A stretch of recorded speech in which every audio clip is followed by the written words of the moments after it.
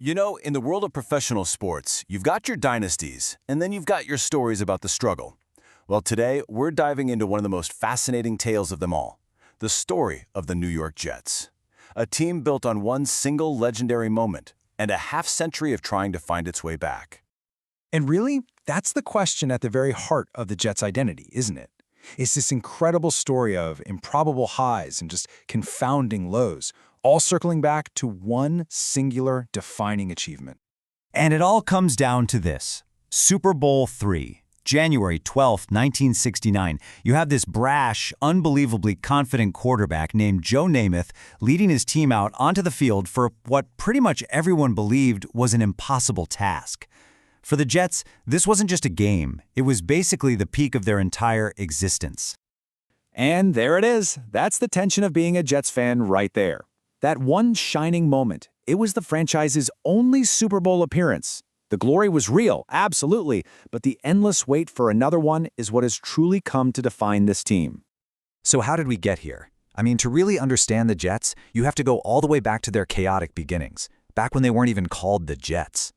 So they actually started out as the Titans of New York in the new upstart AFL, but honestly, they were a complete financial disaster. By '62, the team was so broke, the league itself had to step in and pay the bills. Then, a new ownership group came in, bought the whole franchise for just $1 million, and rebranded them as the modern Jets, giving them a new home over in Shea Stadium. And it was from the shaky, almost failed foundation that the team's one true shining moment would emerge, a victory that would literally change the landscape of professional football forever.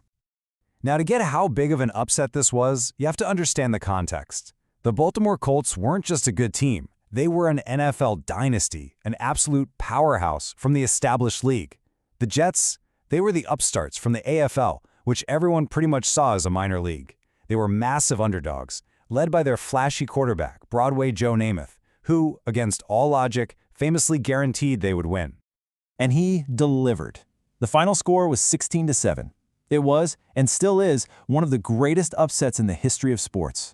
The upstarts from the AFL had toppled the NFL giants. But this victory was so much bigger than just one team. It legitimized the entire American Football League. It proved they could not only compete with, but actually beat the NFL's best. You could argue this single game is what paved the way for the merger that created the modern NFL we know today. But after reaching the absolute pinnacle of the sport, what followed was, well, a very, very long and painful wait, filled with decades of what could have been. The 1980s did offer a glimmer of hope, though. The team was built around this ferocious defensive line they called the New York Sack Exchange. And they were dominant, they were exciting, they even made it to the AFC Championship game in '82. But they just couldn't get back to the Super Bowl. Then came the 90s, which were even more of a roller coaster. Coach Bill Parcells brought the team right back to the brink of a championship. But when he stepped down, his hand-picked successor, Bill Belichick, famously resigned after just one day on a napkin. A napkin! He then left to coach the rival New England Patriots and kicked off a dynasty that would torture the Jets for 2 decades. It's just a perfectly heartbreaking Jets moment. The team's obsession with the past even showed up in their branding. In 1998, they got rid of their modern logo and went back to a design from their Super Bowl era. The message couldn't be clearer. We want to be the team we used to be. But while the organization was looking backwards for inspiration, its present-day identity was being forged by some very different forces. And that brings us to the modern era, an identity shaped not by championships, but by intense rivalries, some stadium drama, and a truly historic drought. For decades, the Jets didn't even feel like the main attraction in their own home. Over at Shea Stadium, they were basically second-class citizens to the Mets baseball team.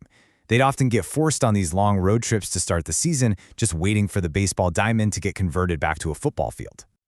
So after a long stretch at Giant Stadium, they finally got a new home in 2010. But in this uniquely New York kind of deal, MetLife Stadium was the first ever to be jointly built and owned by 2 NFL teams. So yeah, they have to share a home with their crosstown rivals, the Giants. And man, the Jets' divisional rivalries, they really tell a tough story. Against their 3 main opponents, the Patriots, the Bills, and the Dolphins, they have a losing record all time. These are the hard-fought games that define a season, and for the Jets, they've more often than not ended in disappointment. And this number says it all. 15 consecutive seasons without a playoff appearance. As of right now, that is the longest active playoff drought in the entire NFL, and it's tied for the longest drought among all 4 major North American pro sports leagues. It's staggering. So, after all of that history, all the heartbreak, what does it even mean to be a fan of this team? The team affectionately known as Gangrene. It's really a legacy of extremes, isn't it? They were perfect in their only Super Bowl, yet they hold one of the longest title droughts out there. Their history is just littered with gut-wrenching losses, yet it's all defined by the ultimate upset. And through it all, there's this incredibly passionate and loyal fan base that carries the memory of 1969 like it's both a cherished treasure and this really heavy burden. Ultimately, the story of the Jets isn't just about football. It's this powerful case study in loyalty and just relentless optimism. It really leaves you wondering, how can one perfect moment, more than 50 years ago, still give generations of fans the strength to believe that another one, against all odds, might just be around the corner?